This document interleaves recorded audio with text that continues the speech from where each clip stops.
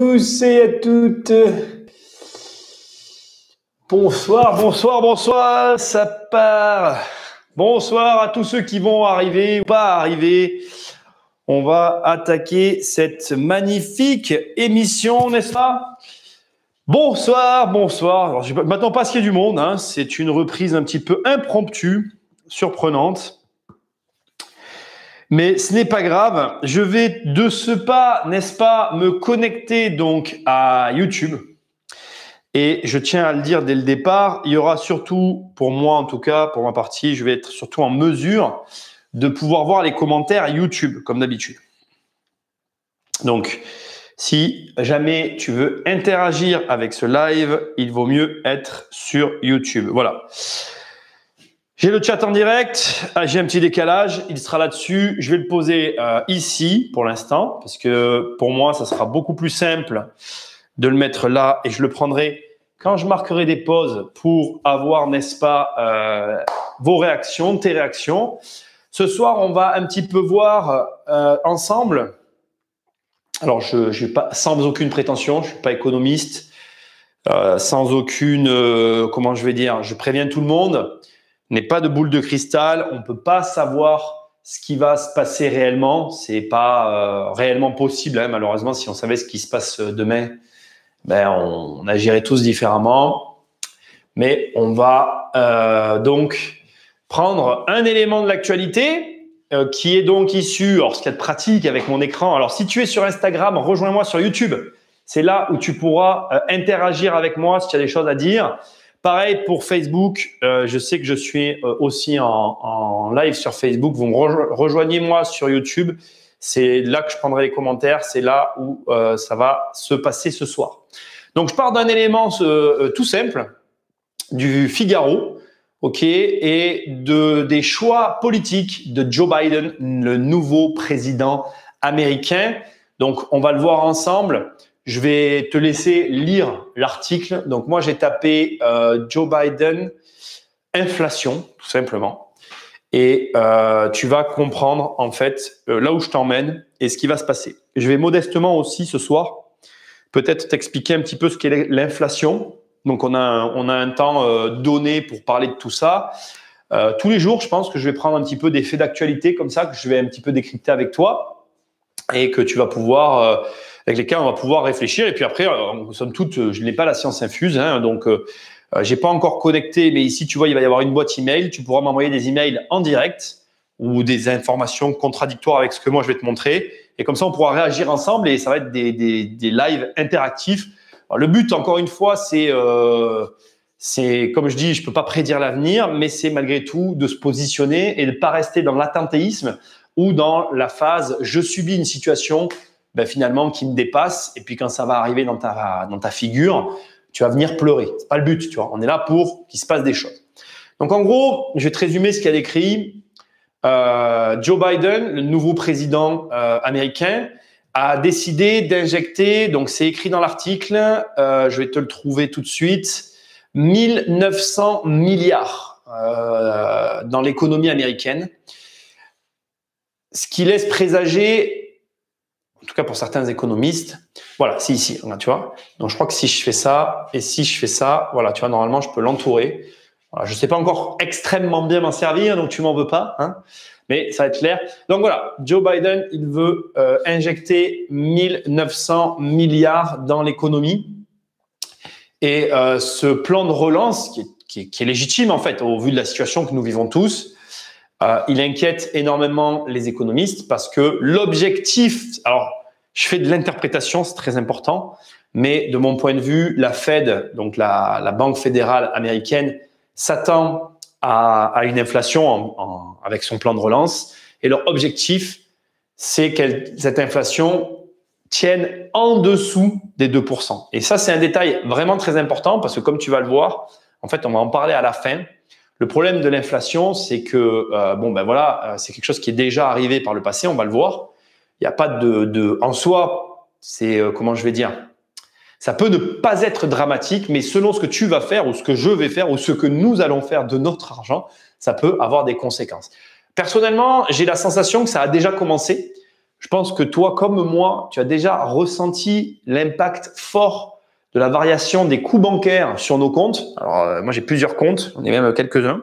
Autant te dire que j'ai mal à la tête, je préfère pas le regarder. Mais effectivement, aujourd'hui, avoir de l'argent à la banque, finalement, ça coûte de l'argent, c'est le cas de le dire. Donc, c'est vrai que quand on te le dit, ça fait bizarre. J'avais fait un live que tu retrouveras sur la chaîne de podcast en rediffusion où j'expliquais en fait que tu as des banques qui ont fait le choix comment je vais dire, comme je crois que c'est N24, si je dis pas de bêtises. Tiens, on va le regarder de suite. C'est N24, je crois, si je dis pas de bêtises. N24, je veux pas dire de bêtises sur le nom de la banque. C'est une banque, hein. N26, voilà. Je savais que je disais une connerie. Donc, tu as N26 qui a décidé de taxer les comptes avec plus de 50 000 euros. Les personnes qui ont plus de 50 000 euros sur leur compte. Et N26 toujours a dit tous les autres, je vous taxe pas. À l'inverse, les banques commerciales que nous connaissons, hein, ta banque, la mienne, Société Générale, Crédit Agricole, eux, ils ont dit l'inverse. Ils ont dit non, nous, on ne va pas taxer les comptes. Il est hors de question de taxer les comptes. Et j'avais fait une liste exhaustive. À la place de la taxation des comptes, ils ont considérablement augmenté leurs frais de virement. Moi, j'ai des frais qui sortent, frais de tenue de compte. Enfin, je veux dire, c'est des machines qui tiennent tes comptes. Je veux dire, quels sont les frais en fait? Il y en a pas. Toi et moi, on le sait. Mais voilà, c'est les choix qu'ils ont fait parce que derrière, les banques centrales, en fait, elles pénalisent finalement l'épargne. Alors, je vais pas refaire la précédente émission. Tu la retrouveras dans le podcast. Voilà, il y a ça s'est complexifié pour les banques aujourd'hui et ils ont moins d'intérêt d'avoir notre argent à nous. Enfin, notre argent à nous leur coûte plus cher alors qu'avant c'était l'inverse, que l'argent des marchés financiers. La faute à la planche à billets. Bref, on va se concentrer sur le sujet, sinon je vais m'égarer comme j'aime le faire parce que j'ai envie que tout le monde comprenne ce que je suis en train de dire. Mais j'avais déjà fait une émission sur le sujet, tu la trouveras sur Podcast Immobilier Compagnie, où toutes d'ailleurs les émissions, tous les lives sont rediffusés. C'est-à-dire que les lives ne restent pas sur cette chaîne, ils sont migrés ensuite sur la chaîne secondaire. Et sur cette chaîne, tu as des vidéos. Là, il y a une prochaine vidéo qui va arriver très prochainement. Je peux d'ailleurs te dire, ça parle de rentabilité. Voilà. Et donc, bref, voilà. Donc, le problème, c'est que tu le vois ici, c'est que ça pourrait grimper l'inflation à 5 ou à 6%. T'inquiète pas, je vais t'expliquer après un petit peu les conséquences de l'inflation pour toi et pour moi, et pour tout le monde d'ailleurs, et ce que ça laisse présager en fait.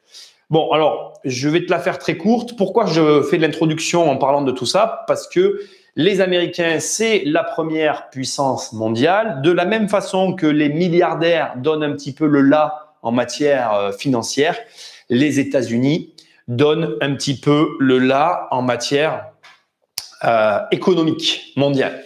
Donc, je t'ai tout simplement, j'ai fait du basique, hein, je t'ai ressorti 4 très beaux graphiques. Je sais qu'il y en a qui aiment les graphiques. Moi, j'ai horreur de ça. Ça veut tout dire et rien dire. Et donc, comme tu peux voir, tu as ici, alors d'ailleurs, tu vois, je me rends compte que j'aurais pas dû faire ça. j'ai pas bien fait mes devoirs. J'ai lancé le live un petit peu précipitamment, n'est-ce pas? On va faire ça, on va le mettre là. Donc ça, tu vois, c'est 1 siècle d'inflation aux États-Unis. Ça, c'est 2 siècles. J'ai mis les 2 siècles en bas. Donc là, ici, c'est les États-Unis.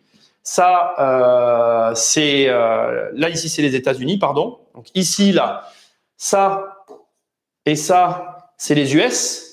Et ça, c'est la France. Donc, ça montre déjà quoi? Alors, déjà, je tiens à le dire, tous les graphiques que tu vois, la plupart, je les ai récupérés du blog Olivier Berruyer, lescrises.fr.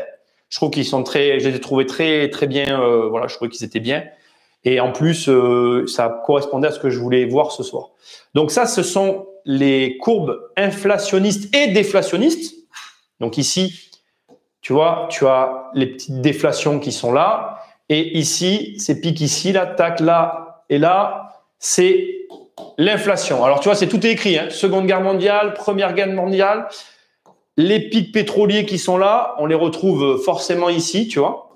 Alors, avec des intensités différentes parce que c'est pas la même chose, hein, c'est pas les mêmes pays, mais ça se reporte 1 siècle, 2 siècles. Alors, l'inflation, c'est quoi? Tu le sais sans doute. C'est en fait finalement la monnaie qui perd de sa valeur et c'est les prix en face qui ne se contrôlent plus.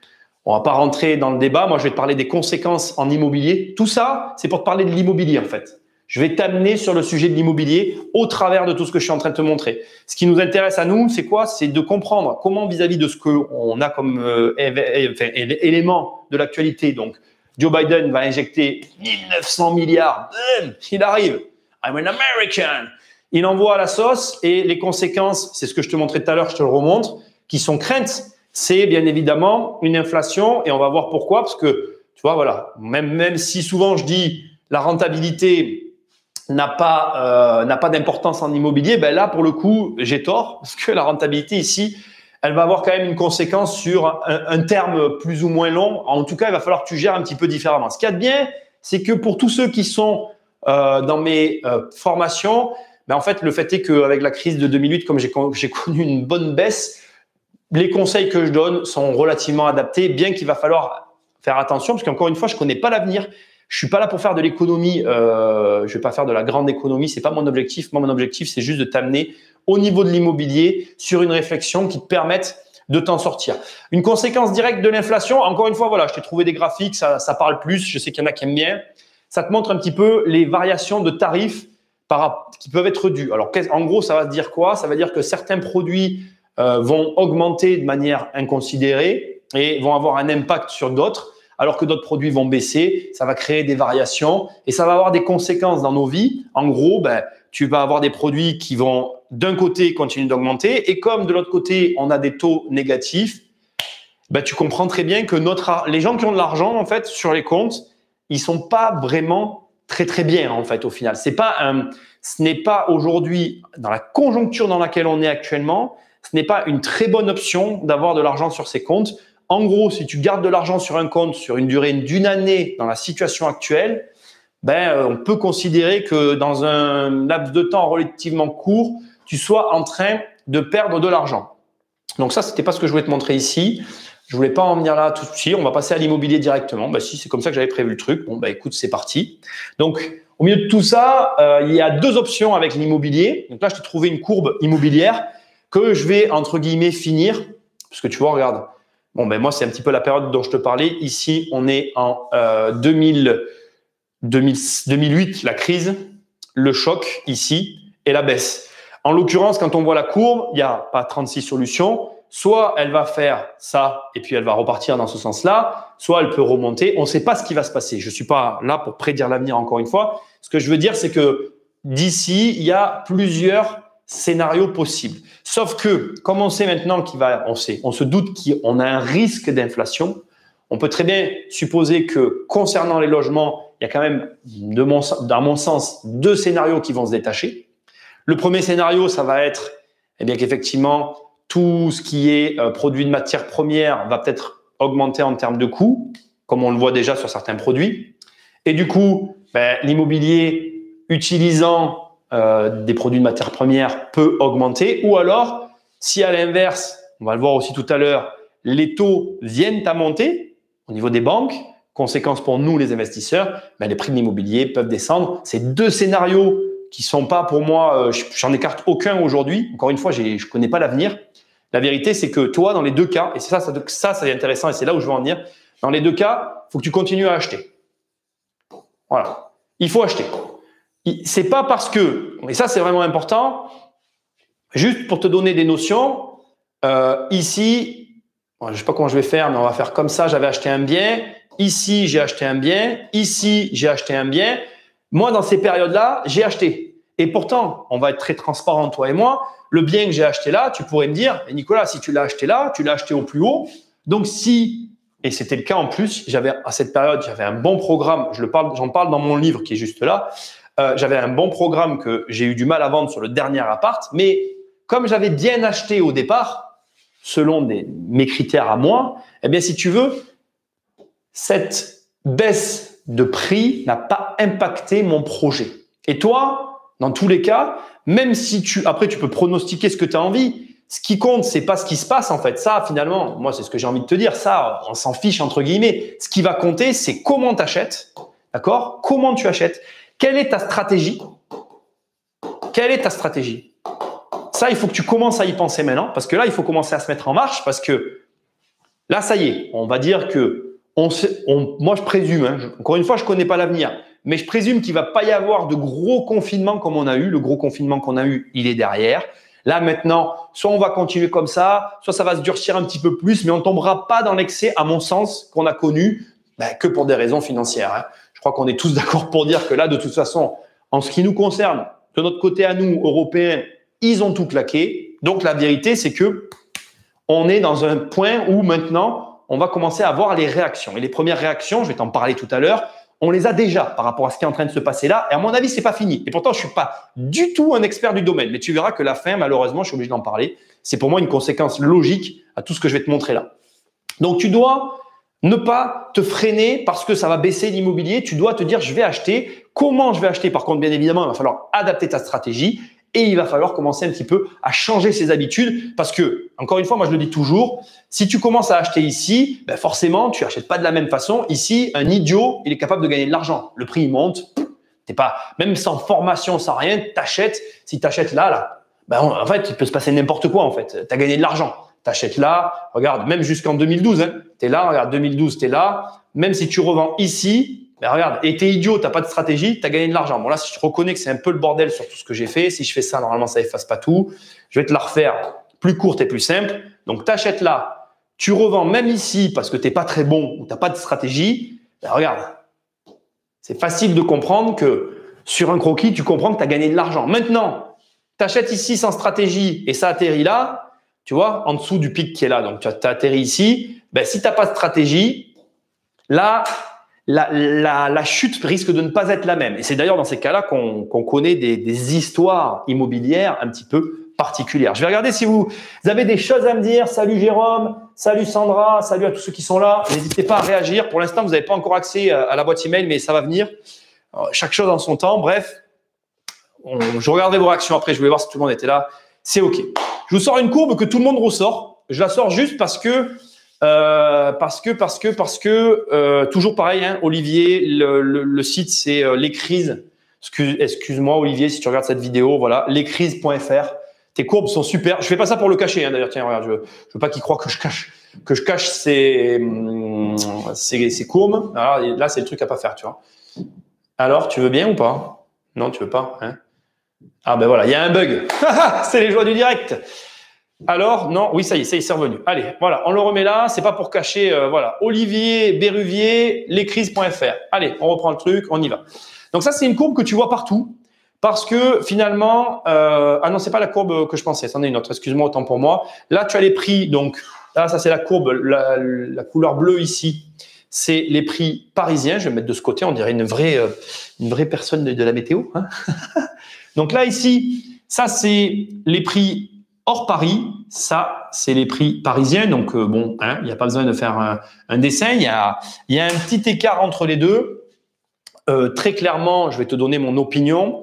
Je pense qu'aujourd'hui, il faut être vigilant. Je ne suis pas en train de dire que l'un vaut mieux que l'autre. Je dis juste que, au vu des éléments que je vais t'amener ce soir, tes choix doivent être réfléchis. Et voilà, si tu achètes à Paris, il faut être sûr des positions que tu prends. Et de la même façon, si tu achètes dans les villages, il faut que tu sois sûr des positions que tu prends. Parce que, étant donné que ça va être un petit peu, je vais pas dire, c'est pas le mot tendu, tu vois, mais ça risque, voilà. C'est ça qui risque de nous arriver. Et ça risque de changer pas mal de choses. Donc ça, c'est un historique des taux d'intérêt. J'ai essayé d'en trouver un à peu près propre. Il n'y en a pas beaucoup en ligne, en tout cas, que j'ai trouvé. C'est un historique des taux des crédits immobiliers. Alors, je pense que je me trompe pas parce que, tu vois, je suis un peu… Non, c'est ça, tu vois. Parce que, tu vois, ma mère, moi, je m'en rappelle très bien. Je vais mettre une autre couleur parce que ça sera plus sympa, que tu vois bien la couleur. On va prendre cette couleur-là.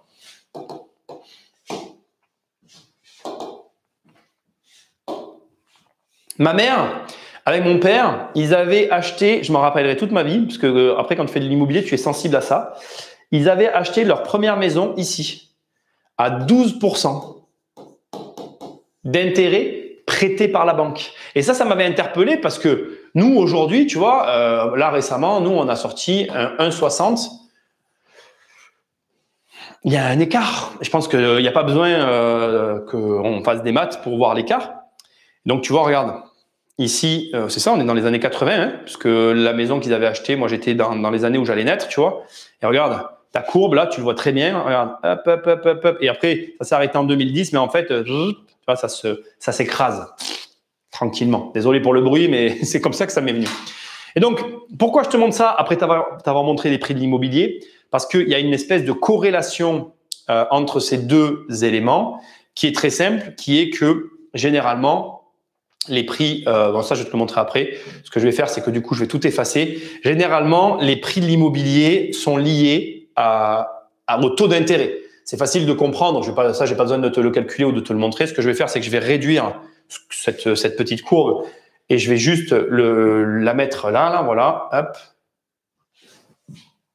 Décidément, je ne sais pas bien m'en servir encore, faut pas que tu m'en veuilles. Bon, on va le mettre là pour l'instant, voilà. Non, comme ça, bon, tu sais ce que je vais faire. Je sais ce que je vais faire. Je vais faire ça. Voilà, c'est plus simple. Hop, des fois, il faut savoir être radical. Donc, en gros, ce que j'essaie de te dire, c'est que ça, c'est une courbe que j'ai pas réussi à trouver, donc que je vais créer ici, entre guillemets. Mais il est facile de comprendre que plus les taux d'immobilier, les taux sont hauts. Ça, c'est les taux qui baissent, hein. On va dire que ça, ce sont tes taux d'intérêt, d'accord? Ça, c'est les taux d'intérêt. Et ça, maintenant, je vais prendre une autre couleur. On va prendre une couleur qui se voit. Ben, tiens, blanc, d'accord?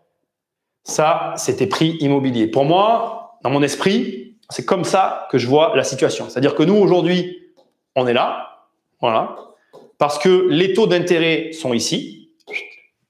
On va reprendre la bonne couleur. Hop, j'enlève ça. Les taux d'intérêt, ils sont là. Donc, on va mettre ici 1,60. Ici, on va mettre le prix d'achat que ma mère avait acheté sa maison. Et du coup, ben, fatalement, tu comprends très bien que ici, là, le prix, il est beaucoup plus bas que là. Voilà. En gros, c'est ça.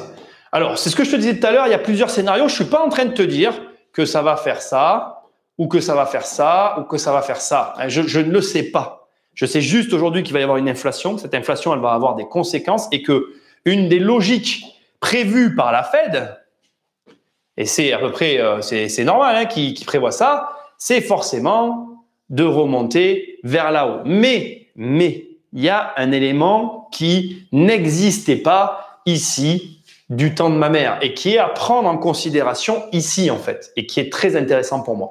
C'est que ici, autant au niveau de l'endettement des ménages que au niveau de l'économie générale, donc là, je vais mettre 2 points. 1, je mets un E, c'est l'endettement. 2, on va mettre l'argent en circulation. La situation à cette époque-là, et plus tu recules, moins elle était, elle avait un lien, elle correspondait à celle qu'on est en train de vivre. Parce que ici, même si les taux remontent, il y a une double problématique. Alors nous, en Europe, qui est différente des États-Unis, mais surtout, il y a une double problématique, c'est qu'aujourd'hui, l'argent, il n'a pas la même valeur qu'à l'époque là-bas. Et avec une inflation, on va le voir tout à l'heure, l'argent, il va évoluer différemment et le jeu, ça va être que nous, on s'y adapte et c'est pas forcément gagné. Alors du coup, je passe au dernier graphique et après, je te parlerai de l'inflation et du dernier point que je veux aborder ce soir. Et après, bon, on échangera dans les commentaires. Ici, je t'ai mis le prix des logements en France en fonction des revenus annuels des ménages, le fameux graphique dont tout le monde parle. Et le dernier élément que je veux absolument amener à la réflexion, qui est pour moi trop souvent occulté, parce que souvent on te dit cet écart-là, il n'est pas normal. Voilà. On te dit cet écart ici, il n'est pas normal. Voilà. Donc en gros, on t'explique, voilà, c'est pas normal que ici les revenus des ménages, normalement, la courbe, elle devrait se suivre. Tu vois, il peut y avoir des rebonds, mais il y a beaucoup de personnes qui nous expliquent que c'est pas normal. Alors pour moi, ce que je vais te dire là maintenant, c'est pas une explication, c'est pas une raison valable qui justifie cet écart, mais c'est un élément qui est trop peu abordé et qu'on oublie, qu'on a tendance à oublier. Pour moi, aujourd'hui, malheureusement, hein, je vais quand même le dire, le prix de l'immobilier hors grande ville. Donc, je parle pas de Paris, Bordeaux, Lyon. Je parle pas de tous ces Montpellier qui commencent à devenir cher aussi. Je parle pas de toutes ces villes-là. Je parle du reste de la France. Malheureusement, le prix de l'immobilier en France reste très bas par rapport à d'autres pays. Et je vais te prendre un exemple qui est pour moi assez représentatif, qui devrait te faire réfléchir. On sait tous aujourd'hui qu'en Espagne, il y a une assez grosse crise du logement. Mais regarde les prix des logements en Espagne. Ben, quand tu regardes, tu te dis, mince alors, l'écart, il n'est pas si fou que ça. Alors qu'ils ont pris une grosse crise dont on sait qu'ils ne se relèvent pas. Et donc, ce que j'essaye de te dire, c'est que chez nous, il y a des régions qui sont, je vais pas employer de mots méchants, mais un mot un petit peu du style pris d'assaut. Voilà, on va dire ça comme ça. Et encore, ça peut être mal interprété par des étrangers pour qui les prix de l'immobilier chez nous, ben, c'est peanuts en fait. Je parlais la dernière fois avec des Belges qui ont acheté une maison dans un coin un petit peu reculé de nos campagnes, c'est vrai, mais quand même, ils me disaient qu'à ce tarif-là, il n'y a même pas un bien immobilier de type maison qui existe en Belgique. Ils n'ont pas voulu me dire le prix qu'ils l'ont acheté, tu vois, mais ils l'ont payé. Je comprends très bien qu'ils n'ont pas payé le prix normal. Encore une fois, voilà, tu recadres ce que je suis en train de te dire. Je te parle de maisons qui ne sont pas dans des grandes villes. Ce que j'essaye de te dire, c'est qu'aujourd'hui, on oublie de te dire dans cet écart qu'il y a, et c'est certain, je vais changer la couleur parce que sinon tu vas rien comprendre. Je vais même d'ailleurs, parce que tu vas rien comprendre, je vais tout effacer pour que ce soit plus clair. Il y a dans cet écart pour moi, dans cet écart entre les deux, une population qui s'est greffée. Encore une fois, j'essaye d'employer des termes parce que il faut pas mal le prendre, hein, ce que je suis en train de dire. Hein, c'est juste une réalité de marché. C'est-à-dire qu'aujourd'hui, bah, tu vois, je vais te donner un exemple concret que je prends tout le temps. Vers chez moi, d'ailleurs, tu vas dans cette direction là-bas. Il y a un quartier, un coin vraiment magnifique. Il y a que des Anglais qui y habitent. Il y a que des Anglais. Si t'es pas anglais, limite t'as pas de maison, quoi. Toutes les maisons appartiennent à des Anglais, toutes. Et ben parce que voilà, ils sont pris d'affection pour le coin. D'ailleurs, c'est magnifique. Je vais pas te le décrire, mais c'est vraiment magnifique. Ils ont rénové ça superbement. Il y a rien à dire sur la réno, mais il y a que qui ont acheté. Voilà, il y a que des Anglais dans ce quartier. Et c'est comme ça. On le sait tous. Bon ben voilà. Et ces gens-là, pour moi, alors j'exagère, tu vois, peut-être qu'effectivement tu pourrais me dire non mais Nicolas, ça ne peut pas représenter tout ça, donc peut-être, mais même si ça représente que ça, ou même que ça, c'est toujours dans cette espèce d'écart un facteur à prendre en compte. Et la mondialisation aujourd'hui par rapport à l'inflation qu'on va connaître et à tous les éléments que ça implique, c'est un facteur qui n'a pas existé avant.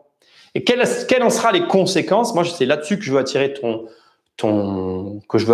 regard, c'est qu'on ne le sait pas. Parce que regarde, s'il y a une inflation généralisée, cette inflation, elle va être valable pour tout le monde. Mais qu'est-ce qui prouve pas qu'il y ait des gens qui se disent « Ah ben moi, je vais aller en France. Je vais aller en France parce que l'immobilier à l'achat, il est pas cher. Même si derrière, la fiscalité, machin, ben c'est pas grave. Parce que par exemple, tu prends un chef d'entreprise étranger qui a la possibilité aujourd'hui avec le télétravail de travailler de n'importe où. Si sa société, elle reste dans son pays et qui s'installe en France, eh bien, il faut que tu saches qu'il ne va pas être assujetti aux mêmes problématiques fiscales que toi. Il va avoir les impôts français à payer, mais toutes les charges de sa société seront inhérentes à sa société et non à sa position en France. Et tu te retrouves comme ça avec, j'ai pris l'exemple d'anglais, mais tu peux prendre des personnes d'autres pays qui aujourd'hui travaillent de la France, ont une société dans leur pays d'origine, vont payer les charges sociales et tout ce qui est autour de leur société dans leur pays d'origine, mais vivent en France et jouissent d'un coût d'acquisition de certains biens dans certaines régions qui n'a rien à voir avec leur pays. Rien à voir. Et ça aussi, c'est un facteur à prendre en compte parce que le Covid a réellement, je le dis depuis un moment d'ailleurs, accentué le tarif des maisons. Et là, tu ressors aujourd'hui, il y a beaucoup de gens qui te disent « Mais moi, c'est fini, je veux plus être confiné dans un espace clos sans extérieur. » Et honnêtement, je le comprends. Nous, les premiers, ma femme et moi, après le premier confinement, on a déménagé en maison. Je vais être très transparent avec toi. Je vais jamais dans le jardin. Moi, perso, je m'en fous. Mais on est content. C'est-à-dire que si demain, on devait être reconfiné, effectivement, on a un open terre et on peut sortir, prendre l'air. Ce qu'on ne pouvait pas avant, parce que j'habitais en plein centre-ville dans un appartement, un superbe appartement. Bon, moi, j'y étais bien parce que moi, j'aime bien les apparts. Après, ça, c'est les goûts et les couleurs. Alors maintenant, ce que je voudrais faire, c'est un petit peu t'expliquer juste le mécanisme de l'inflation. Alors pour ça, ce qu'on va faire, j'en ai pas vraiment besoin, mais je vais quand même me mettre une calculatrice parce que je sais le faire. Je vais la mettre par contre, je pense que je peux la… Non, parce que je la prends pas, il faut que je fasse comme ça. Non, je peux ou pas, voilà. Je vais la mettre là, ok, au cas où j'ai besoin de calculer un truc, comme ça j'ai une calculatrice. Et on va garder cette couleur un petit peu jaunâtre, je pense que ça ressort bien pour toi sur ce fond bleu. Et voilà. Alors l'inflation, c'est très simple. Tu vas imaginer que tu as 100 euros, ok, 100 euros. Et en fait, tu vas te payer Alors attends, il ne faut pas que je dise de bêtises parce que là, c'est le moment où il ne faut pas que je dise de bêtises.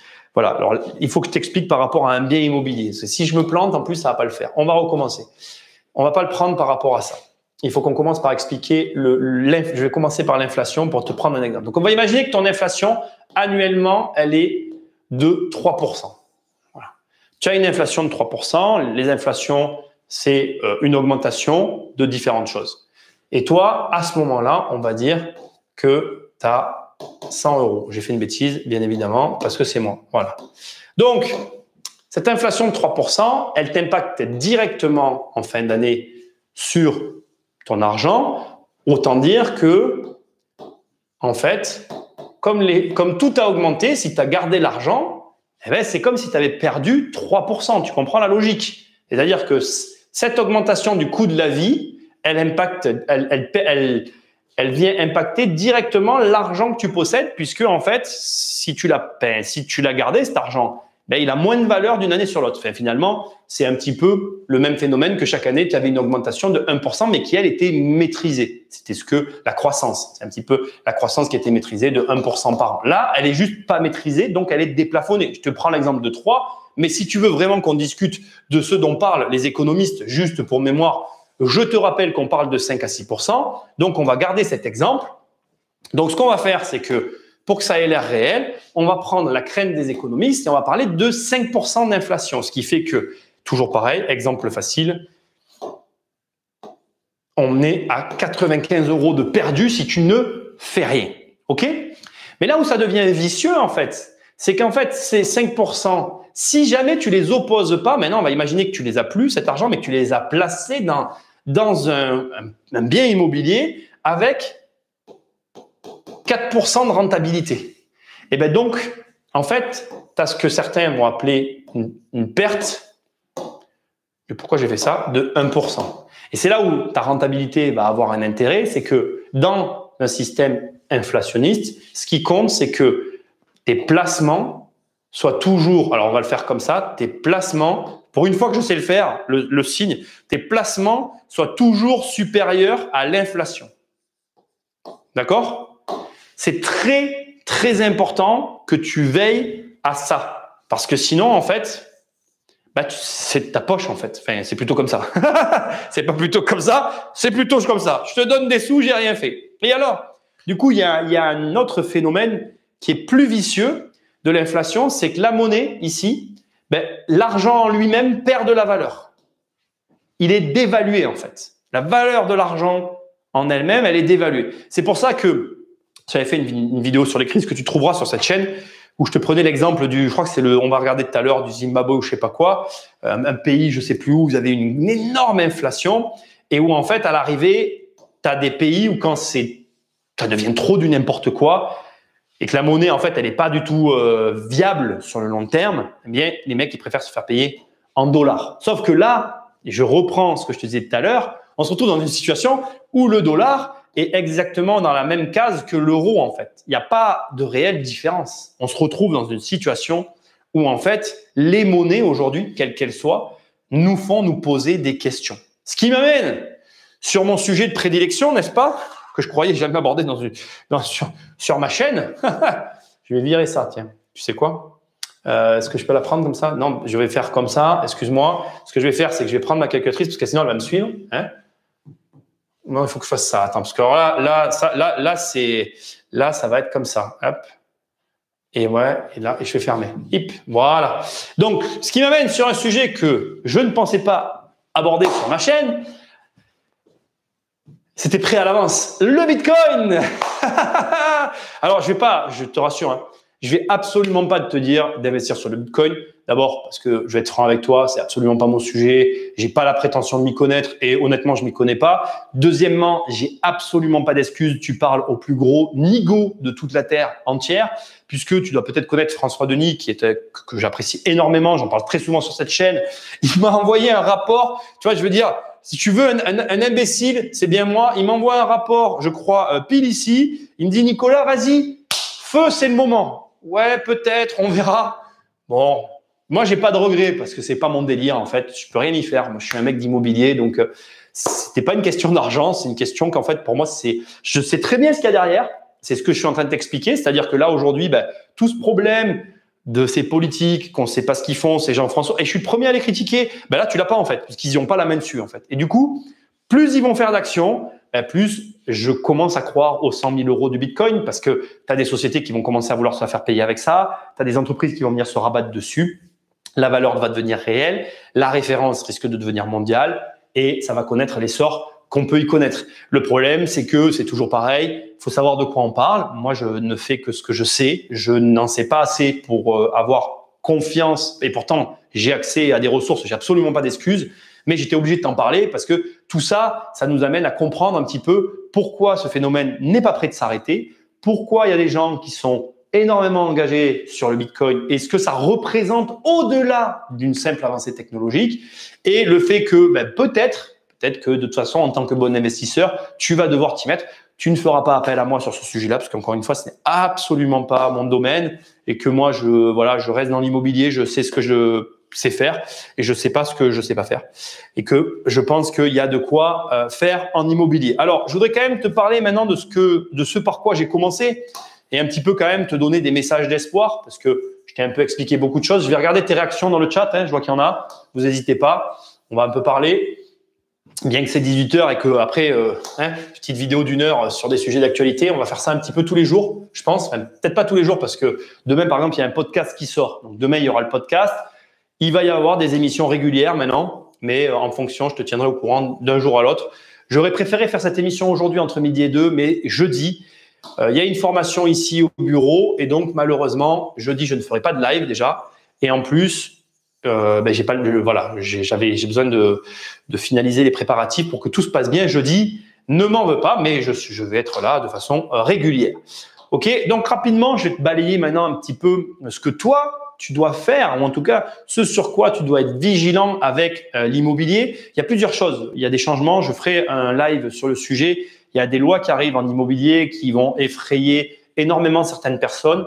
Là encore, bon, ça effraie quand on ne sait pas gérer les problèmes, mais quand tu sais, il n'y a pas de problème en soi. Les lois sur tout ce qui va être l'écologie et les nouvelles normes des logements qui risquent effectivement d'être assez virulentes pour les marchands de sommeil, toutes les personnes qui vont avoir des logements très moyens. Maintenant, si tu rénoves correctement tes logements et que tu fais du bon boulot, honnêtement, il ne devrait pas y avoir de problème. C'est mon opinion personnelle. J'ai un peu regardé en quoi ça consistait.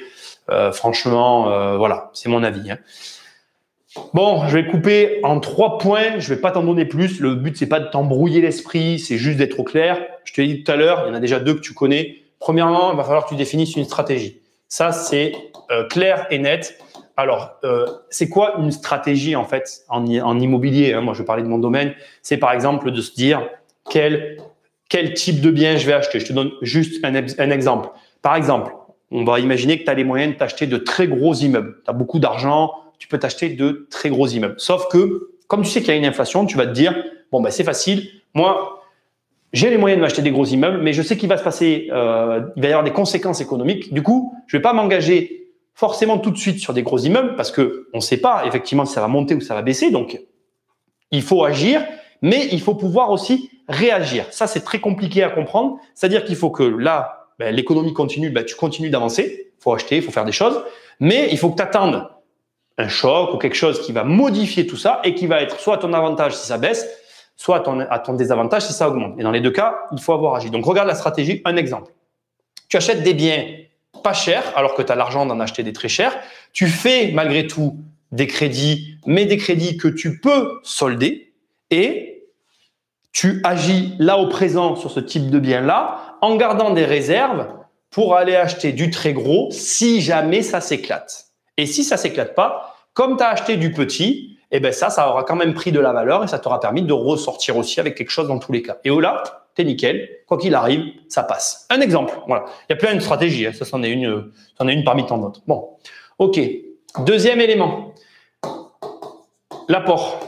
Bon, alors, sujet à débat, bien évidemment. On peut me dire, oui, mais Nicolas, si les taux remontent et tout. Moi, je te le dis, l'apport, moi, je le vois comme un amortisseur. Bon, je l'écris pas parce que j'ai pas envie. Mais en gros, si tu veux, ce que j'essaie de te dire, c'est que si sur ton crédit immobilier, on met une connerie, 100 000 euros, d'accord? Si tu mets quand même de l'argent à l'intérieur, cet argent que tu auras mis, il va te permettre, selon les aléas du marché, comme on ne les connaît pas, encore une fois, je ne connais pas l'avenir. Moi, j'ai pris une information et je te donne une tendance par rapport à des éléments divers et variés, mais on ne sait pas ce qui va se passer. Ben, l'argent que tu auras mis ici, ça va te permettre quoi? Ça va te permettre simplement d'absorber les chocs s'il y en a. Pourquoi? Ben, c'est très simple. Si par exemple, comme je te montrais tout à l'heure, tu te retrouves en négatif avec ton investissement, ben, tu seras content d'avoir cette espèce de matelas de sécurité qui va venir absorber, entre guillemets, le choc. Ça ne changera pas la finalité. Hein. Nos solutions, enfin, je veux dire, ça, c'est indépendant de ta volonté. Mais toi, de ton côté à toi, financièrement, tu t'y retrouveras quand même. Dernier point, on va dire que ça reste quand même pour moi un point important. Je pense que, c'est mon avis, c'est la diversification. Alors, je réfléchis depuis tout à l'heure, pourquoi? Parce qu'il y a plusieurs façons de se diversifier et que c'est compliqué pour moi. Ici, je ne vais pas écrire Bitcoin parce que c'est sous-entendu dans la vidéo que je viens de faire. Et en plus, c'est, à mon sens, pas aussi simple que ça. Moi, par exemple, voilà, tu vois, j'ai un blocage avec ce truc. Voilà, c'est un peu débile, mais c'est comme ça. Mais diversification, ça peut être en termes de pays. Parce qu'aujourd'hui, malgré qu'on est dans un paysage politique où globalement, on est dans un système de dette, tu as quand même des pays qui tirent leur épingle du jeu en matière de gestion. Donc, il y a des pays dans le monde où on n'a pas… Alors, je te laisse faire des recherches, je ne vais pas ici tabler là-dedans. En matière donc de pays, mais aussi en matière de type de bien. Comme je te disais tout à l'heure, tu vois, par exemple, on sait très bien, toi et moi, que ce n'est pas ce qu'il y a de plus rentable, mais c'est ce que le marché veut.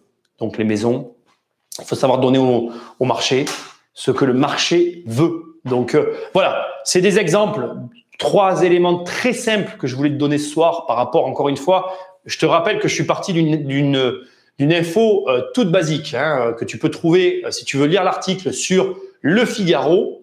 Je te mettrai pas les liens dans la description parce que je suis là et je suis tout seul. Voilà, c'est comme ça.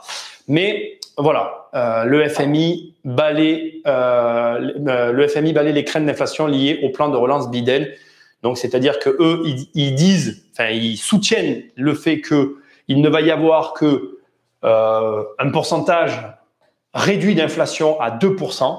Sauf que tu le vois ici, tu as des économistes qui te disent que ça va aller fort sur du 5 ou 6%. Et là, bien évidemment, tu comprends que voilà, c'est tout con, hein, mais regarde, en immobilier, on y est. Hein. Si tu as acheté un bien immobilier à 6% de rentabilité, c'est pas forcément une bonne affaire du coup. Donc, tu vois, ça rentre en ligne de compte dans ce que tu veux, dans tes investissements et dans ce que tu veux faire. Bonsoir à tous, je prends le chat là maintenant. Bonsoir sur Instagram, je l'ai dit au début, rejoignez-moi sur YouTube parce que je vois les commentaires que sur YouTube. Salut à tous ceux qui sont sur Facebook. Pareil, j'ai que les commentaires YouTube. Ne m'en voulez pas. Là, c'est un peu sombre ce soir. Pourtant, j'ai la fenêtre grande ouverte, mais chez moi, il pleut. Donc, je peux rien faire de mieux avec la colorimétrie de la pièce. Il faudrait que je rajoute des spots et puis j'aurai plus de place pour me déplacer. Donc, voilà. Je vais prendre quelques-unes de vos questions, puis je vais vous laisser. Demain, il n'y aura pas de live parce que le mardi, c'est podcast. Donc, tu vas sur l'application, tu peux écouter le podcast du mardi. Le sujet de demain, c'est Airbnb. Et mercredi, il y aura un podcast. Jeudi, il n'y aura pas de podcast, d'émission. Mercredi, il y aura une émission. Jeudi, il n'y en aura pas parce qu'il y a une formation. Et vendredi, il y aura une émission. C'est parti. Je vais essayer de tenir ce rythme. Je vous tiendrai au fur et à mesure au courant des émissions journalières que je vais pouvoir mener. Et pour le groupe privé, pour tous ceux qui ont les formations, on va faire le premier. J'ai vu que vous vouliez un samedi matin. Donc, un samedi matin, on fera un coaching de groupe. Voilà, c'est dit, on prend les questions et c'est parti. Il veut de l'inflation en gardant les taux d'intérêt à zéro. Oups, nous dit Stéphane. Effectivement, oups. Et c'est d'autant plus oups que on ne sait pas quelles vont être les conséquences d'un choix comme celui-là. C'est pour ça encore que je disais tout à l'heure, et j'insiste bien, je ne connais pas, et personne, et j'insiste, je veux vous le dire, personne ne connaît le scénario. Je vous rappelle que j'ai choisi ce dessin ici pour vous insinuer que j'efface tout pour que ce soit plus clair, parce que là, c'est quand je vous parlais de de la suite. Mais voilà, ça peut. Bon, on va changer de couleur aussi parce que là, on voit pas ce que je fais. Je vous ai pris ce scénario parce que, comme je le disais tout à l'heure, ça peut soit faire ça, ça peut soit faire ça, ça peut soit faire ça. Il y a 3 scénarios. J'ai pas réinventé la poudre en te disant ça, mais effectivement, cette particularité de vouloir garder les taux bas, mais en fait, ils n'ont pas le choix. Parce que quand ils te disent, on voudrait garder les taux zéro, non, ils n'ont pas le choix, en fait. Il n'y a pas de volonté là derrière, en fait. C'est qu'ils se sont mis dans un système là où pour en sortir, je pense que de toute façon, c'est nous qui allons payer l'addition. Donc, voilà, pour ça que je te dis qu'il faut que tu continues à acheter, c'est très important. Il faut que tu aies une stratégie. Si tu dois partir de cette vidéo avec quelque chose, c'est stratégie. Prends une stratégie et il faut que tu t'y tiennes parce que c'est pas, voilà, c'est pas le moment de relâcher. On pense à mettre des likes, les amis. Merci Sandra, mettez des likes effectivement. Le patriarcat, sympa, merci.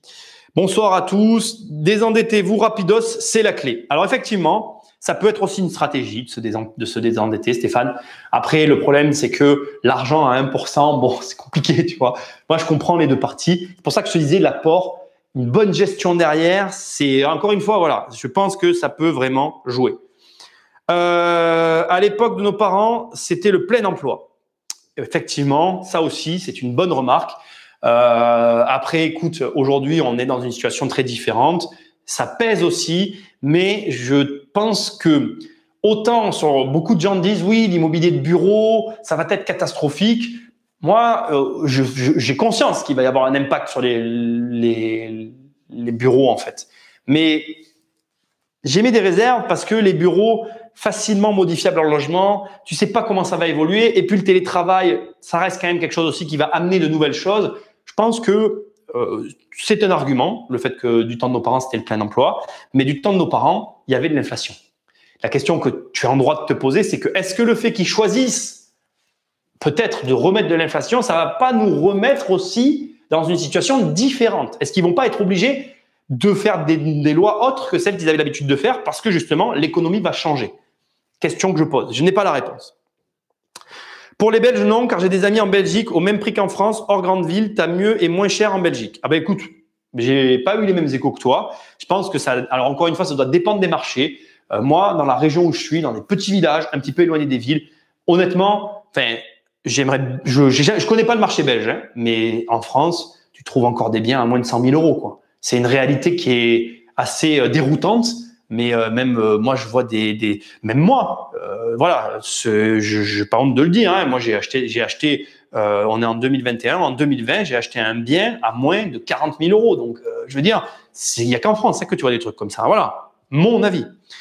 Tes lives maintenant sont tous les lundis. Non, Sandra, je vais essayer de faire des lives le plus régulier possible qui vont venir compenser les jours où il n'y a pas de contenu qui sont produits. Donc, comme je te le disais, les mardis, c'est podcast. Donc, le mardi, il n'y aura pas de live, il y a le podcast. Le lundi, il y aura un podcast. Normalement, un live, pardon. Je vais essayer de faire des lives entre midi et 2 la semaine. Tous les jours entre midi et 2, sauf comme là où j'ai des choses à préparer pour le bureau. Tous les jours, j'essaierai de faire des lives entre midi et 2, sauf les jours où il y a du contenu. Voilà, c'est à peu près comme ça. Alors, il peut y avoir 3 lives par semaine et 2 jours off. Encore qu'il y a le podcast. Donc, voilà.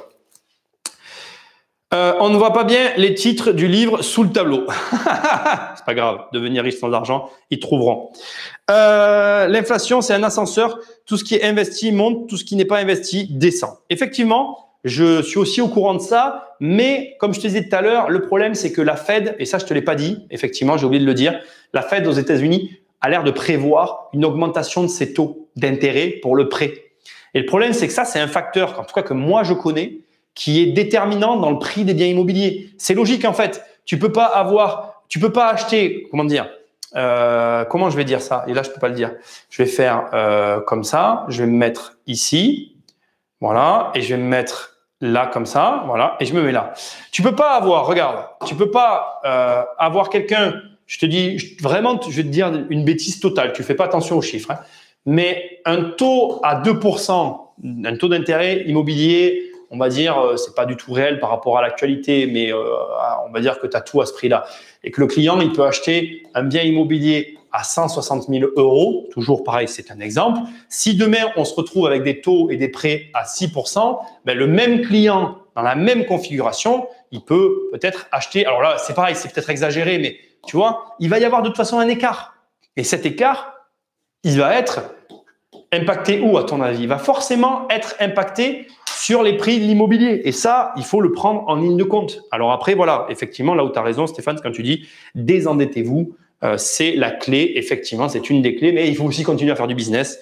Donc voilà, il faut trouver le juste équilibre. Pourquoi les investisseurs en IMO ne pensent jamais acheter des terres agricoles? Pourtant, ça se loue très bien et on peut y ajouter de la valeur en plantant des arbres qui vaudront très cher dans 20 ans. Je connais très bien la stratégie, effectivement. Moi, j'en parle très peu. Je vais t'expliquer pourquoi. Parce que la rentabilité n'est absolument pas comparable à ce que tu peux arriver à faire sur un marché immobilier. Ce matin, j'ai tourné une vidéo pour les élèves du programme 1 million. Ça va arriver pour justement acheter ma voiture. Je vous la mettrai en ligne dans la semaine. Vous allez voir. Ce matin, j'ai fait un super coup, mais ça, tu peux pas le faire avec des terres agricoles, malheureusement. Alors, il y a des bons coups dans les terres agricoles, tu as raison, mais c'est quand même particulier. Quelles sont les questions primordiales que tu te poserais pour élaborer ta stratégie? J'ai acheté un petit immeuble de rapport de lots. J'arrive pas à définir une réelle stratégie pour la suite. Écoute, moi, les questions, tu les as dans ce live, en fait. Pour moi, il faut que tu essayes de voir ta situation financière. C'est pas au départ, quand tu commences une stratégie, c'est pas des questions que tu te poses au départ. Au départ, tu regardes ce que tu peux faire et ce que tu ne peux pas faire. Et tu regardes surtout ce que tu dois faire pour continuer d'avancer. En fait, le principal problème de l'immobilier, c'est quoi en fait? Je vais tout effacer, ça ira très très vite comme ça si je fais ça. Le principal problème d'un investisseur immobilier, c'est quoi? C'est tu vas avoir acheté un bien, tu vas avoir acheté 2 biens, tu vas avoir acheté 3 biens, parfois 4. Et puis là, boum, il y a un mur. Voilà, c'est le principal problème de l'immobilier. Donc en fait, tu as 2 choses à faire. Un point sur la situation et comment faire pour enjamber ce mur. C'est tout en fait. Donc ta stratégie, elle doit être élaborée en fonction de ta situation et de comment faire pour passer l'obstacle qui va se présenter à toi. Et en fait, ce qui est chaud, parce que c'est pour ça qu'il faut que tu prennes bien en considération ce que je t'explique ici, c'est que tu vas avoir un double obstacle. Parce que s'il y a un pourcentage qui augmente, par exemple, plus, ou si le marché, à l'inverse, c'est ce qui peut se passer aussi, ce que je disais tout à l'heure, imagine que le marché monte parce que le prix des matières premières flambe et que les prix de l'immobilier, ils explosent. Mais il faut acheter, en fait. Il faut pouvoir quand même acheter ou en tout cas pouvoir vendre. Mais si tu vends, il faut pouvoir racheter parce que comme disait Stéphane, si tu n'achètes pas, et comme il y a de l'inflation, ton argent, il perd de la valeur. Donc, il faut bien, voilà, faut que tu réfléchisses à ta situation et à comment faire pour ne pas passer le mur, mais le double mur. Et ça, après, il faudrait que je m'assoie avec toi et que je vois ta situation. Chaque situation est différente. Tout à l'heure, je t'ai donné un exemple d'un investisseur qui a de l'argent. Tu vas pas faire pareil si tu n'as pas d'argent. Ça va dépendre du profil de chacun. Les terres agricoles, c'est 4% de renta. Merci. Et Gabi, j'espère que tu vas bien. Voilà, écoutez, je voulais vous faire cette petite émission très sympa sur ces sujets qui sont les sujets de l'inflation qui se profile à l'horizon. Encore une fois, voilà, je veux vraiment que vous le gardiez en tête. Hein, c'est vraiment hyper important à mes yeux. Je reste sur ce schéma. Personne ne sait ce qu'il va se passer. Il n'y a que les seules informations, et c'est malheureux parce que comme je vous le dis, je pensais vraiment pas mettre ça sur ma chaîne, les seules informations dont on est tristement sûr, c'est que le Bitcoin va continuer sa folie. Mais c'est pas une folie en fait, c'est une réaction à tout ce qui est en train de se passer. Il y a une chose que je veux vous dire qui est hyper importante. Il y a des gens qui disent des fois, oui, de toute façon, on n'a qu'à effacer la dette, on s'en fout, on le paye pas et puis voilà. C'est pas vrai, les mecs. Et les filles d'ailleurs. On l'a payé tout ça. On l'a payé et on est en train de le payer en fait. Pareil, les PGE. Je vais vous faire une vidéo sur les PGE avec des exemples comme ça où je vais vous expliquer pourquoi toutes les personnes, si tu as pris des PGE, t'es mal en fait. T'es très très mal. Et je vais t'expliquer pourquoi t'es mal avec des PGE. Parce qu'en fait, tu vas comprendre que c'est un piège et tu vas me dire oui mais Nicolas j'avais pas le choix, je sais mais il va falloir que tu sois malin pour t'en sortir. Je vais essayer de t'aider parce que alors ça me rend malade les PGE. Bref, je reviens sur le truc. On va le payer pourquoi? D'abord parce que il y a des valeurs comme le Bitcoin qui vont imploser parce que c'est logique en fait, c'est une réaction en chaîne à ce qui se passe. Et deuxièmement, il y a un autre effet qui va se passer, c'est que on le paye par où, par quoi? Par tout ce qu'on voit à l'extérieur quand tu vas à l'hôpital et qu'il n'y a plus de service. Tu le payes comme ça. Quand tu vas à l'école et que moi, quand j'étais gamin, on avait une prof pour 20, 25 élèves. Maintenant, tu te retrouves avec un prof ou une prof pour 40. C'est payé ça. C'est-à-dire qu'à un moment donné, on réduit les effectifs parce que l'argent, il sort pas de nulle part en fait, ça n'existe pas. Et donc au final, si il sort pas d'un chapeau, il sort des pieds. Ben, tu comprends ce que je veux dire? C'est en bas, c'est nous. Et donc c'est nous qui le payons indirectement par un changement de service, un changement d'accès à certains éléments. Et tu le vois. Je veux dire, regarde, je vais te donner juste un exemple d'investisseur immobilier. En ce moment, on est en période Covid. Qui arrive à aller au cadastre en ce moment? J'ai voulu y aller. Alors, ça va que j'ai des connexions, que ça fait 20 ans que je fais ce boulot et que, en fait, avoir accès aux fichiers du cadastre, pour un mec comme moi, c'est pas un problème. Mais toi qui m'écoutes, qui est entre guillemets un mec lambda, comment tu fais en fait? Le service est fermé. Voilà, terminé. Merci monsieur. Au revoir. Repassez plus tard. Plus tard quand? Je paye des impôts pour avoir accès à ce truc. C'est pas normal en fait. Et donc là, moi, j'ai recours à mon réseau personnel pour y avoir accès, mais ça coûte zéro à l'État. Enfin, je veux dire, moi, je paye un service que je n'ai pas en retour. Et donc, l'argent gratuit, on est en train de le payer. Et tous ces déplacements de valeur qui sont en train de se faire au travers des bitcoins et de toutes ces monnaies, c'est une conséquence directe qui va finir par nous impacter au-delà de ce qu'on imagine. Donc voilà, moi, je te le dis, je te montre un peu les choses. Je suis là pour t'aider. Après, l'immobilier, ça reste un des actifs tangibles qui va être du bon côté de la barrière. Donc, retiens une chose de cette émission, c'est que tu dois investir. Tu dois développer une stratégie. Si tu n'as pas de stratégie, tu sais que moi, j'ai une formation qui s'appelle 1 million et qui t'apprend à avoir des stratégies. Tu vas sur mon site Immobilier et compagnie, tu trouveras tout ça. Le Bitcoin, tu vas voir François Denis, Richard 30 ans. Bon, François, essaye de faire quelque chose pour le nom de ce site. Merde, je le dis tout le temps et on me dit, c'est quoi ce site? Et enfin, je te le redis parce que prends le temps de lire cet article, s'il te plaît. Je peux pas le mettre dans les commentaires. Jérôme, si tu me regardes, récupère un lien et mets-le. Je rigole, c'est de l'humour. Le FMI balaie les craintes d'inflation liées au plan de relance de Biden. Tu tapes Joe Biden, inflation, Le Figaro, et t'es sur cet article. Prends le temps de le lire.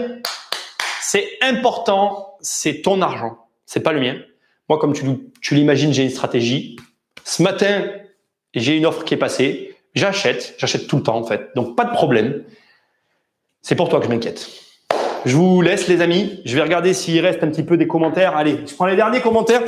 J'ai pas encore trop l'habitude du matériel, faut pas m'en vouloir. Je gère tout ça tout seul, hein, les gars. Faut, hein. Je prends les derniers commentaires et j'y vais. Hein. Allez, c'est parti après. Quel est le alors, il y a quelques commentaires. Hein. Cécial, des pistes dans sa formation. Merci Sandra. Y a-t-il un impact sur la bourse, l'inflation pour la diversification? Alors la bourse, je pense que je vais faire une émission dessus parce que la bourse, si tu veux, la bourse, c'est compliqué la bourse là en ce moment. Je vais faire, je pense, une émission aussi sur ce qui s'est passé avec GameStop. Je l'ai suivi, j'ai pas réagi parce que moi j'ai besoin de réfléchir. J'aime pas agir tout de suite dans l'émotion. Et au travers de GameStop, je pense aussi qu'il y a des leçons à en tirer. Oui, la bourse, en ce moment, pareil, un idiot pourrait gagner de l'argent, mais non, j'irai pas. Bizarrement. Bref, on va en parler. Mais voilà. La bourse, c'est compliqué. Quel est le meilleur levier pour avancer? L'achat-revente qui va te ramener du cash flow de 6 ans de location ou le crédit bancaire qui va te permettre de capitaliser avec le remboursement du crédit? Pour moi, c'est une seule et même stratégie. En fait, ce cumul c'est la même pièce et c'est les deux faces d'une même pièce. La question que tu me poses, tu ne peux pas, tu te leurres si tu crois que un investisseur, moi sur mon patrimoine, j'ai pas gardé énormément de biens immobiliers depuis mes débuts en fait. Il y en a très peu qui sont là depuis le tout début. La grande 80% ont été dégagés en fait. C'est logique. Donc en fait, tu es obligé de revendre, pas forcément dans le cadre d'un achat-revente. Je te parle déjà rien que dans le cadre d'un patrimoine personnel. Après l'achat-revente, tu mets 6 ans, tu es gentil. Hein. Des fois, tu peux gagner 10 ans de salaire de quelqu'un, tu peux gagner des fois 20, 30 ans de salaire de quelqu'un en un coup. Je sais pas, qu'est-ce que tu en penses? Si demain, je te dis, viens, je te fais gagner 10, 20, 30 ans de salaire en un an. Tu te dis, OK, j'arrête mon travail et je fais ça, quoi. Donc après, le problème, c'est pas un problème de stratégie, c'est un problème de qu'est-ce que tu fais, qu'est-ce que tu mets en place, quels sont tes revenus aussi, parce que tu peux gagner 200 000 euros par an et me dire, moi, Nicolas, l'achat-revente, ça m'intéresse pas. Pas de problème, OK. Et donc, Jérôme a déjà mis le lien dans la... Merci, Jérôme. Et donc, voilà, OK. En fait, tout ça, c'est vraiment du cas par cas. Mais l'achat-revente, quand tu commences t'engrainer dedans et à envoyer du lourd, ça rapporte beaucoup, quoi. Et en plus, ça peut t'amener des conséquences collatérales pour ton patrimoine personnel très intéressant. Le cadastre est dispo en ligne gratuitement, délai de réponse 24 heures à 1 semaine. Ouais, chat, je suis au courant, mais ça me convient pas. Moi, quand je traite une affaire, c'est tout de suite, en fait. Par exemple, toujours pour te prendre l'exemple de ce matin, pourquoi je pense avoir réussi? Parce que j'étais le premier. Premier arrivé, premier servi. Et le problème, c'est que quand tu sais quelque chose, t'as pas le temps, en fait. Moi, j'ai pas le temps. Il y a qu'en France. Oui, oui, c'est dispo. Vous nous envoyez un mail, on vous le renvoie 1 semaine après. Quoi? Non, mais tu délires ou quoi? Il me le faut maintenant, le truc. Et je l'ai eu maintenant. Et dans l'occurrence, là, tu vois, en te parlant, je pense à quelque chose et j'ai très bien fait parce que ce vendredi, on va visiter l'immeuble et normalement, ça aussi, ça devrait sortir. Donc voilà, en gros, ce que je veux te dire, c'est que c'est pas normal. En fait, une affaire, c'est même pas 24 heures. Par exemple, ce que j'ai acheté, ce que j'achète depuis ce matin, là, c'est sorti hier. Et ce matin, j'y étais. D'où tu crois que j'ai attendu 24 heures? Déjà, le matin, quand elle me répondait pas il ou elle, voilà, elle me répondait pas au téléphone, j'étais énervé, tu vois. Donc, imagine, 1 semaine à 24 heures, impossible d'attendre. Là, c'est maintenant que tu nous dis que tu n'as pas d'immobilier. Ouais, écoute, non, j'ai de l'immobilier, Gabi. J'en ai moins qu'avant, mais j'en ai. Après, je regrette pas mes choix parce que je suis en train de reconstruire quelque chose de différent. C'est très intéressant. Et ma foi, dans une économie qui est très différente de celle que j'ai connue, je suis très excité de la même façon que quand j'ai commencé. Moi, je trouve qu'il n'y a pas de mauvais moments dans la vie, en fait. Il n'y a que des moments et c'est à nous de nous adapter à ces moments-là. Voilà. Et il faut pas que tu te dises que ça, c'est une fatalité, en fait. Au contraire, hein, tu le sais. Je veux dire, regarde, on est là, on en parle. Il y a des mecs comme moi aujourd'hui sur Internet qui te l'expliquent. Tu prends les infos et tu bosses. Tu as des ressources, tu as des bouquins, tu as des formations, tu as des vidéos. Tu bosses, t'anticipes, tu sais que voilà, on sait qu'aujourd'hui il va y avoir ça, que de toute façon, comme la Fed, elle nous dit mais non, vous inquiétez pas, ça va être contrôlé à 2%. Tu sais qu'on va se prendre les 5 et 6 dans la tête. Ça c'est en mode oui, alors on va les calmer, on va dire qu'il y aura que 2, comme ça s'il y a 4 ou 6, on dira que c'était la marge d'erreur, tu vois. S'il y a pas plus, parce que je vais quand même finir sur cette image-là, parce que elle était quand même la première image et quand même de loin l'image la plus impressionnante. Regarde-moi ça. Regarde-moi ça. On a quand même connu des années d'inflation. C'était les 30 glorieuses. Et il faut savoir qu'aussi pendant les 30 glorieuses, en France en l'occurrence, c'est là où il y a eu le moins d'impôts parce que à un moment donné, il a fallu s'adapter à la situation. Tu peux plus taxer de la même façon. Alors, moi je te le dis, mais si ces inflations-là, elles nous permettent ou elles permettent à nos Jean-François de devenir intelligents et de se dire bon ben là, c'est cher quand même la baguette de pain, hein, on va calmer les taxes. Hein. Ben, pas de problème en fait. Moi, revivre les 30 glorieuses maintenant, là, moi, je suis prêt, là, hein, c'est feu, hein, c'est bon, hein, j'y vais. Hein.